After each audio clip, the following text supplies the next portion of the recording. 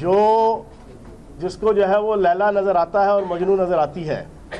अब इनके जो इस वक्त के कायद हैं, उन्हें पाकिस्तान की सुप्रीम कोर्ट ने ताहयात और वाहियात नाअहल किया हुआ है। इन्होंने उसको अपना कायद बना लिया। उसके बाद अगली एग्जाम्पल ताज़ा जिस शहबाज शरीफ साहब को पाकिस्तान की अदालतों ने और नैब अदालतों ने करप्शन और मनी लॉन्ड्रिंग के इल्ज़ाम में गिरफ़्तार कर लिया, मुसलसल पिछले 3 साल की अनथक मेहनत के बाद JITs बनाकर, इन्वेस्टिगेटिव कमेटियां बनाकर उसकी एक एक चीज़ मनी लॉन्ड्रिंग की निकाल के गिरफ़्तार किया, उसको इन्होंने अपना अमाम बना लिया। इस वक्त आले शरीफ का और नून लीग का ये नारा है कि हमारा वो इमाम है, करप्शन जिसका काम है। शहबाज शरीफ उसका नाम है, मनी लॉन्ड्रिंग में जो बेलगाम है, हमारा वो इमाम है। ये बेगम सफदर अवान साहिबा ने प्रेस कॉन्फ्रेंस करके उनको इमाम का दर्जा दिया। एक को जनाब कायद का दर्जा दे दिया, जो ताहयात वाहियात नाहल हुआ, जो अब नाहल होने वाला है उसको इमाम का दर्जा दे दिया। कल जनाब शायद खकान अब्बासी साहब पकड़े जाएंगे, उन्हें यह खलीफा का दर्जा दे देंगे। तो ये अजीब व गरीब किस्म की इस वक्त नून लीग जो है वो ट्रैक पे चल रही है। और फिर एक और बड़ी दिलचस्प बात, अब नून लीग बाहर चली गई, शीन लीग अंदर हो गई, पीछे है मीम लीग। मीम लीग इस वक्त जो है वो परवेज रशीद और महमूद खान अचकजई, 2 अतालीक है मीम लीग के बेगम सफदर अवान साहिबा के, जिनकी एजुकेशन, जिनके स्कूल ऑफ थॉट, जिनकी ट्रेनिंग, जिनकी तरबियत, जिनकी आइडियोलॉजी को मुसलसल अडॉप्ट करके बेगम सफदर अवान साहिबा ने अपने आप को भी, अपने वालिद साहब को भी, अपने ख़ानदान को भी और अपनी पार्टी को भी इस हालत तक पहुंचाया है कि ना खुदा ही मिला, ना विसाले सनम, ना इधर के रहे ना उधर के रहे। ये उसी परवेज रशीद साहब और उसी महमूद खान अचकजई साहब की आइडियालॉजी है।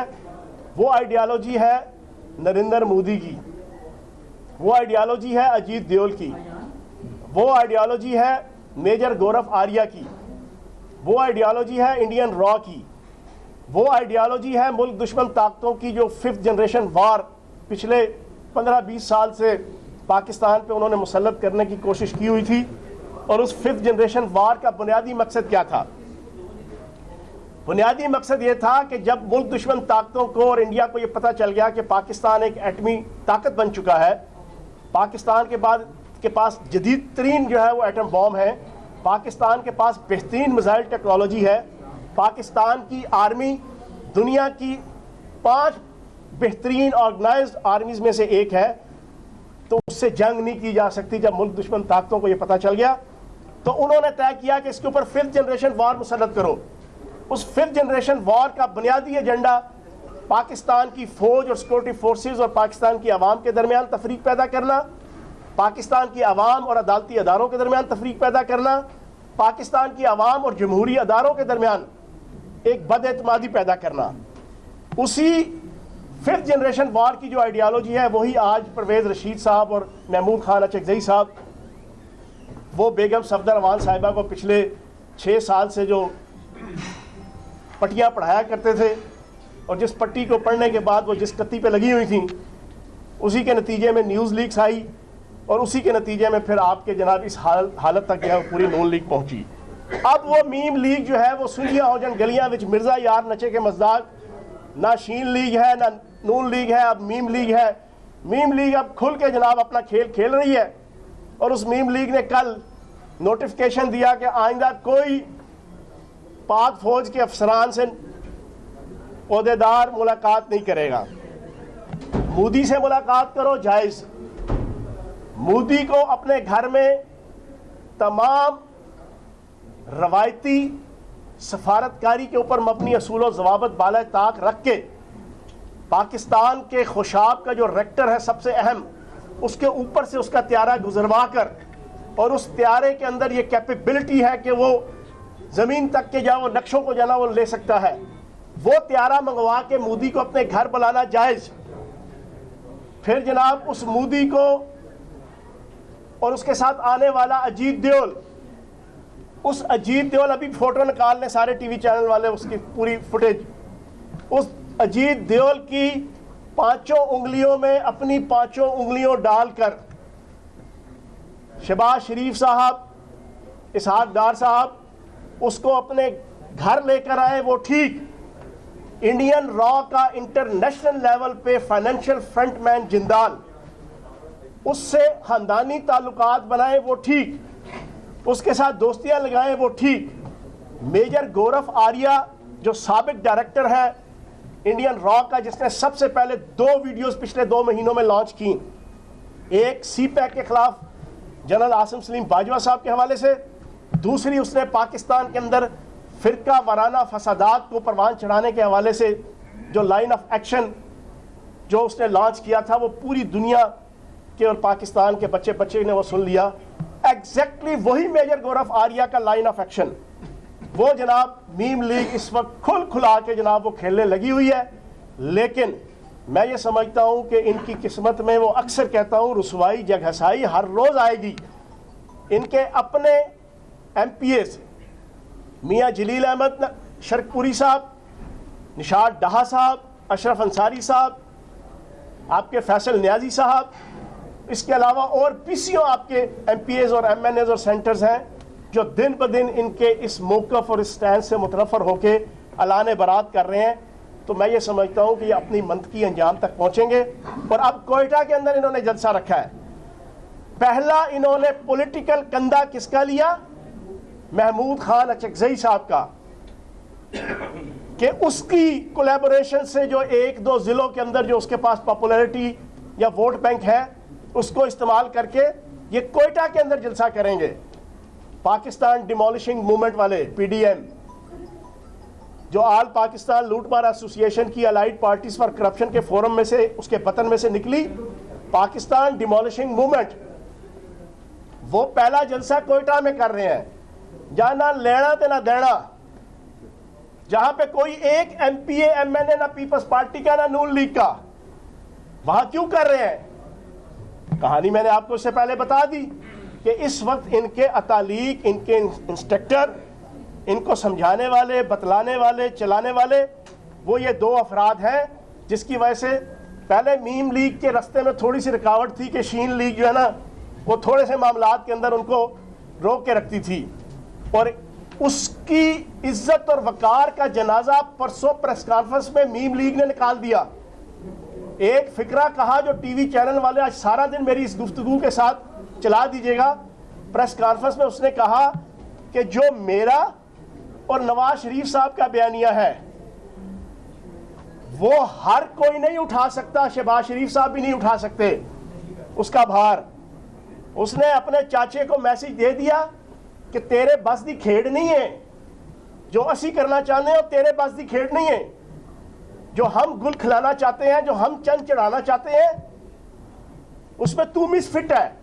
ये ओपनली उसने कहा।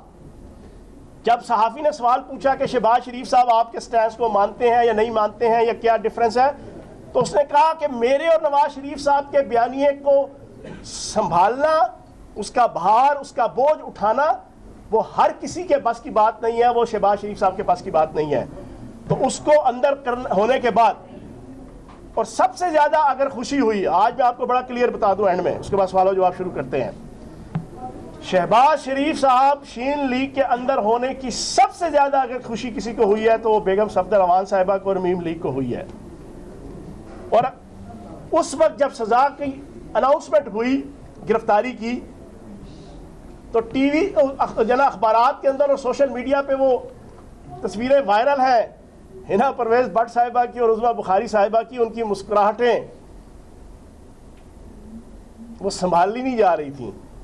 तो जनाब इस वक्त शीन लीग का चैप्टर क्लोज, नून लीग बाहर, मीम लीग खेलेगी, जितना खेलेगी उतना इस पार्टी का और अपने खानदान का बेड़ा गर्क साहब ये फरमाइएगा, आपने अभी बात की है कि PCO MPAs जो हैं वो लातलकी का इजहार कर रहे हैं और जो है फरागत चाहते हैं। क्या कितने लोग जो हैं पंजाब असम्बली से आपके साथ राब्ते में हैं? कुछ लोग तो पहले भी मुलाकातें करते रहे और अब भी वो कर रहे हैं, कि कितने लोग हैं, कोई फिगर बता सकते हैं? देखिए, मैं पिछले कई अरसे से एक बात कह रहा हूँ ताज़ा तरीन बताएं कि कम से कम 50 के करीब MPAs हैं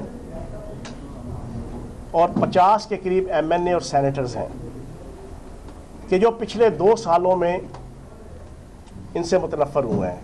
क्यों?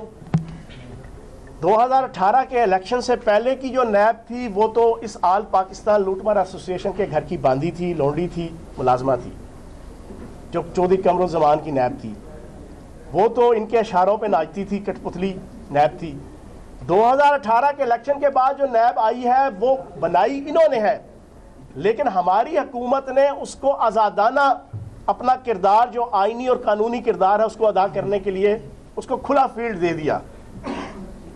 अब जब उन्होंने इन आल पाकिस्तान लूटमार एसोसिएशन और खुसूसन आले शरीफ, इनकी करप्शन, बदयांती, टकेमारी, इनकी जनाब मनी लॉन्ड्रिंग, इनकी टीटी, इनका मंजूर पापड़ वाला, कोई साबर फलूदे वाला, कोई पता नहीं जाबर रेडी वाला, कोई जनाब मसरूर अहमद, कोई निसार गिल, कोई शराफत मसीह, जब इन्होंने सारों को निकाला तो इनके MNA MP हैरान हो गए कि यार ये तो बहुत बड़े फनकार हैं, ये जो हमारी लीडरशिप है ये तो बहुत बड़े अदाकार हैं, करप्शन में, बदयांती में और 2 नंबरी में। फिर सोने पे सुहागा, जब इन 2 सालों में इन्होंने खुल खुला के एंटी पाकिस्तान, एंटी सिक्योरिटी अदारे, एंटी अदलिया जब स्टैंस रखना शुरू किया, तो अब वो मजबूरन उनके टिकट से मुंतखब तो हुए हैं, लेकिन उनके दिल जो है वो अपनी क़यादत के साथ नहीं धड़क रहे। अच्छा चौहान साहब, ये बताइएगा, जिस तरह आपने अभी कहा कि एंटी डिमोलिशिंग पाकिस्तान, ये आपने उसको नाम दिया है, पाकिस्तान डिमोलिशिंग मूवमेंट जी,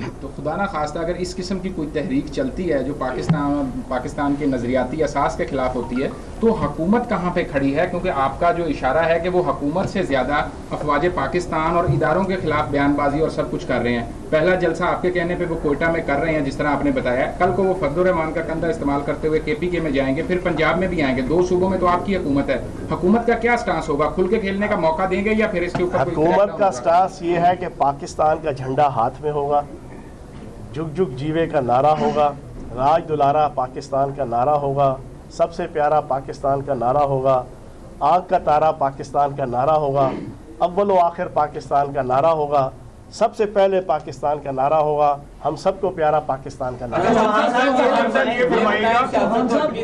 साहब ये फरमाएगा कि अगर आप ये बताएं कि आबद मल्ली का क्या बना, अभी तक पंजाब पुलिस क्यों नहीं गिरफ्तार कर सकी? सारे मामले इसमें ऐड कर लें कि अभी ये खबरें गर्दिश कर रही हैं कि आबिद मल्ली के गिरफ्तारी के हवाले से जो इजलास था पिछले 8 दिन से नहीं हुआ, क्योंकि जितने भी ऑफिसर्स हैं वो ट्रांसफर पोस्टिंग करवाने के लिए लगे। कितनी सदाकत है और क्या अभी तक गिरफ्तारी? नहीं, ऐसी कोई बात नहीं है। बाकी ये है कि आबिद मल्ली इंशाल्लाह गिरफ्तार होगा और वो जिधर भी छुपेगा इंशाल्लाह सारी पुलिस उसको 26-27 टीमें हैं उसके पीछे हैं और तकरीबन 3 दफ़ा जो है वो उसको उसके तक पहुंचने के बिल्कुल करीब हुए और वो भाग गया, लेकिन आबिद मल्ली इंशाल्लाह क्लियर कीजिएगा, ये सबसे पहले पाकिस्तान ये 15 साल पहले भी यहाँ नारा लगा था, एंटी पाकिस्तान स्टांस 11 अक्टूबर को जलसा होने जा रहा है। नून लीग का हब है पंजाब में इस किस्म की पॉलिटिकल एक्टिविटी की इजाज़त मिलेगी कि नहीं मिलेगी? देखें जी, अगर तो पाकिस्तान की बात करेंगे, अगर तो अपनी बात करेंगे, अपना रोना रोएंगे, अपना दादी वेड़ा जो है ना वो रखेंगे आवाम के सामने, तो चलो वो तो हजम हो जाएगा। लेकिन अगर पाकिस्तान की फौजी अदारे, सिक्योरिटी अदारे, अदालती अदारे, अब देखें ना, परसों इनकी जो किराए की तर्जमान है हमारी पिंडी की मरियम औरंगजेब साहिबा, वो पकड़े गए। शहबाज शरीफ साहब मनी लॉन्ड्रिंग, 9.5 अरब रुपए की मनी लॉन्ड्रिंग हुई है रमज़ान शुगर मिल में। मुश्ताक चीनी ने, मंजूर पापड़ वाले ने, शराफत मसीह ने, इन सारों ने एक एक चीज़ बयान कर दी। 16-17 में से 5 वादा माफ गवाह बन चुके हैं। लेकिन मैं हैरान हूँ इनकी चलाकी, अय्यारी और मक्कारी पे, इनके लीडरों पे भी और इनके आगे किराए के तर्जमानों पे भी। वो मैं अक्सर कहता हूँ कि खोता मरिया खारिया तो सोख वजीराबाद, और पकड़े तुम करप्शन के इल्ज़ाम में गए हो, पकड़े तुम जो मनी लॉन्ड्रिंग के इल्ज़ाम में गए हो, तो जनाब आगे से वो कहती हैं कि अपने भाई का साथ ना छोड़ने की वजह से जनाब गिरफ्तार किया गया है। दूसरी कहती हैं कि जनाब गिलगित बल्तिस्तान के इलेक्शन में हमें हराने के लिए, ओ खुदा के बंदो, मुझे पिछले 6 सालों में और ख़ुसूसन इन 2 सालों में जब से हमारी हुकूमत बनी है, मैं चैलेंज दे के कहता हूं कि शहबाज शरीफ साहब का एक विजिट गिलगित बल्तिस्तान का मुझे बता दें। एक मिनट, कोई एक विजिट भी, कोई गिलगित बल्तिस्तान का विजिट नहीं है, ना लेना तेना देना। और कौन को बेवकूफ बना रहे हैं कि गिलगित बल्तिस्तान का इलेक्शन हराने के लिए। जैसे वो हरासमेंट के हवाले से जनाब आया तो कहते हैं तंजीम साजी के लिए गए थे। मैं कुर्बान जाऊं तुम्हारी तंजीम साजी पे जो रात के 3 बजे होती है। मैंने तो 3 दिन पहले कहा था, मैं देखो मैं एक तंजीमी आदमी हूं, मेरे मुतालिक सारे जानते हैं, student politics, youth politics, practical politics, तंजीम बनाना, तंजीम चलाना, तंजीम उठाना, अल्लाह पाक का करम है कि दुनिया मानती है, रावलपिंडी के लोग जानते हैं कि मैं किस तरीके से सलाहियतें रखता हूँ। खुदा की कसम मैंने जिंदगी में पहली दफा ये तंजीम साजी सुनी है जो रात के 3 बजे होती है। एक मिनट पंजाब में अलाउ किया जाएगा सुने, इस किस्म के नारों? अगर तो ये चलेंगे आइन और कानून के इदारों, कानून के दायरे के अंदर, फिर तो ठीक है, सो बिस्मिल्लाह, जमहूरियत के अंदर जनाब चढ़े। एक बात मैं बता दूं, ये ची करें या पी करें, ये एहतजाज करें, ये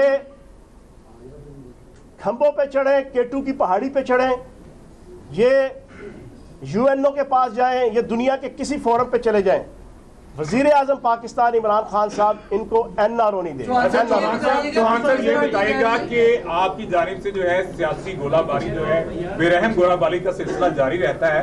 जब कोई सियासी जमातों की जानिब से तहरीक अव्वल तो शुरू नहीं होती, लेकिन शुरू हो तो फिर वो खत्म भी नहीं होती। क्या कोई मुज़ाकरात का भी रास्ता रखेंगे या इसी तरह गोलाबारी का सिलसिला जारी रहेगा? देखें, इमरान खान साहब ने FATF के जब हम बिल पास करवाया था, वहाँ पे इन्होंने ओपनली कहा था, वज़ीर आज़म पाकिस्तान इमरान खान साहब ने, करप्शन और NRO, इसके अलावा हर किस्म की जप्फी लगाने को तैयार है, हर किस्म का शिकन करने को तैयार है अपोजिशन के साथ। अपोजिशन को सर पे बैठाएंगे, पलकों पे सजाएंगे, कंधे से लगाएंगे, सीने से लगाएंगे, लेकिन NRO नहीं देंगे और करप्शन पे कंप्रोमाइज नहीं करेंगे।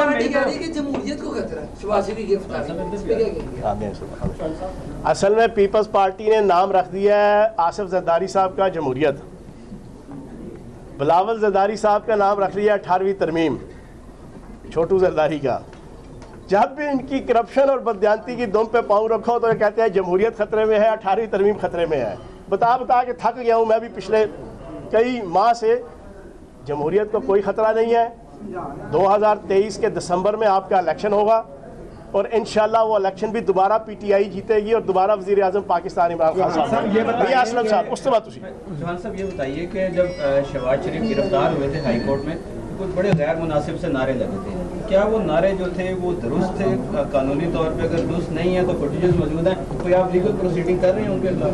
देखिए, मैंने आपको बताया है कि ये अब मुझसे लोग प्रेस कॉन्फ्रेंस करता हूँ मैं या हमारे बाकी हुकूमती वज़रा, तो लोग कहते हैं यार आप इतना सख्त स्टैंस रख रहे हैं, उनको एंटी पाकिस्तान, मोदी, रॉ। भाई हम नहीं कर रहे, उनकी ज़बानें बोल रही हैं। ये अगर इनके MP और MNA इनसे मुतनफ़र हो रहे हैं, कोई हमारी मोटिवेशन से नहीं हो रहे। आज ये जमहूरियत के मामे बने हुए हैं। मैं पूछता हूँ 22 करोड़ पाकिस्तानियों से इस प्रेस कॉन्फ्रेंस के जरिए से 2008 से 2013 तक काफ लीग का मैंडेट चोरी करके 70 बंदे अता मोहम्मद मानिका और डॉक्टर ताहिर अली जावेद की क़यादत में यूनिफिकेशन ब्लॉक जो है वो हसीना वाजिद ने बनाया था या अशरफ गनी साहब ने बनाया था? वो इसी नवाज शरीफ और शहबाज शरीफ साहब ने बनाया था। और 5 साल इल्लीगल गवर्नमेंट उस इफ्तिखार अहमद चौधरी की वजह से, उसके गलत फैसलों की वजह से, उसके गलत स्टे की वजह से 5 साल चली। मैं चैलेंज देकर कहता हूं कि उनका वो 5 साल का सूबाई टेन्योर इल्लीगल था जाओ शहबाज शरीफ का। तो उस वक्त आप यूनिफिकेशन ब्लॉक बनाया, तो आप करे तो रासलीला, कोई और करे तो करैक्टर डीला, आप करे तो सुभान अल्लाह, कोई और करे तो अस्तगफिरुल्लाह, आप करे तो माशाअल्लाह, कोई और करे तो नौज़बिल्लाह, आप करे तो वाह वाह, कोई और करे तो थू थू। हमने तो कुछ नहीं किया।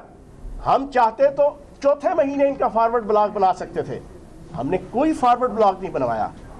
हम इन वाली सियासत, ये छांगा मांगा की सियासत, ये भूरबंद की सियासत, ये जजों को खरीदने की सियासत, ये जनरल आसिफ नवाज जंजुआ को मियां मोहम्मद शरीफ साहब की तरफ से BMW की चाबी देने की सियासत, ये सहाफ़ियों को ख़रीदने की सियासत ये इन्होंने शुरू की है पाकिस्तान के अंदर।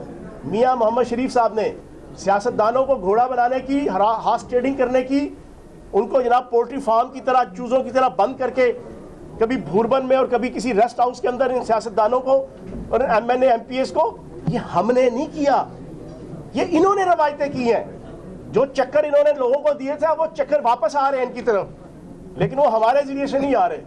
आखिरी क्वेश्चन ये बताएं डॉक्टर साहब, आखिरी नून और मीम की पॉलिसियों से तो आपको इख्तलाफ है, शहबाज शरीफ के मुफाहमती किरदार की उसको क्यों सजा मिली है कि वो मुफाहमत के बावजूद पार्टी में भी अकेला हुआ और जेल भी उसको फिर भी मिल गई? हाय, असल में शहबाज शरीफ साहब का इशू ये है, शहबाज शरीफ साहब कोल के पक्के नहीं हैं। वो कहते हैं कि पल में तोला पल में माशा, कभी रत्ती तो कभी राई, इधर गया तो उसका हो गया, उधर गया तो उसका हो गया, जिसके पास गए उसी के सज्जन हो गए। वो हैं बेसणे। वो आपने डायलॉग सुना होगा ना, चुप चुपीता मारे गीटा फिर भी आंखें कुछ नहीं कीता, ठीक है ना। शहबाज शरीफ साहब का मसला ये है, वो कोई एक मौकफ रख नहीं सकते, और उनकी सबसे बड़ी मजबूरी ये नून लीग और मीम लीग है। ये नून लीग और मीम लीग उनको चैन नहीं लेने देती। अब देखें 2 साल लगा के इस बेचारे मेसने ने अपना सारा सेटअप बनाया, चलाकियाँ मलाकियाँ करके, दाएं बाएं ऊपर नीचे जो उछल कूद करके, जिम्नास्टिक करके, अपने और अपने बेटे का कैरियर बचाने के लिए क्या किया नून लीग ने और मीम लीग ने? घेर घार के इनको ले गए APC में। APC में 2 सालों की जो मेहनत थी शीन लीग की, शहबाज शरीफ साहब की, 1 घंटे की नून लीग की तकरीर ने जो मीम लीग की सरपरस्ती में हुई थी, 1 घंटे की नवाज शरीफ की तकरीर ने उनके 2 सालों का धड़न तख्ता करके रख दिया। बहुत शुक्रिया। आपको बताएं कि वज़ीर इत्तलात पंजाब फ़याज़ुल हसन चौहान तकरीब से खिताब कर रहे थे और मीडिया से गुफ्तगू की। उनका कहना था कि नून लीग की जद्दोजहद सिर्फ करप्शन को बचाने में है। नून लीग के